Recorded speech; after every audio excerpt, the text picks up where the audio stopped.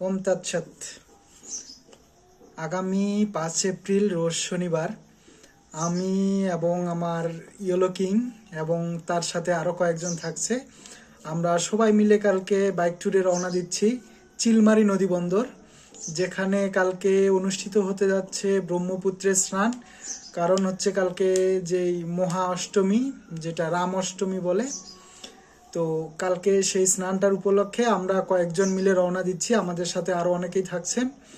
তো কালকে আমরা ঠিক রওনা দিব 4:30টার দিক ভোর, হয়তোবা 5টাও বাজতে পারে, কারণ অনেকেই যাবে, হয়তোবা একটু লেট হতে পারে।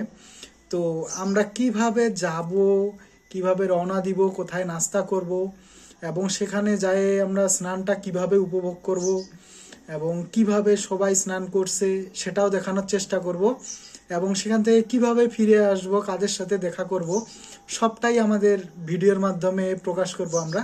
হয়তোবা কালকে যদিও প্রকাশ করতে না পারি, আমরা ঠিক রবিবারে সেই ভিডিওটা প্রকাশ করব। আশা করি আপনারা সবাই সেই ভিডিওটা উপভোগ করবেন।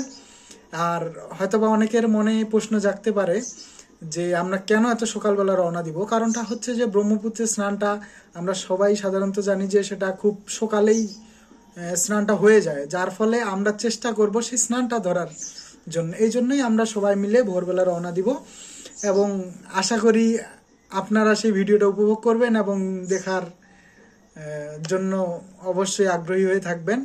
কারণটা হচ্ছে যে কিভাবে সেই স্নানটা হয় অনেকেই জানে না, তো আমরা সেই স্নান উপলক্ষে যাচ্ছি। তো স্নানটা সম্পূর্ণ আপনাদের দেখানোর চেষ্টা করব, আপনারা আমাদের সাথেই থাকবেন।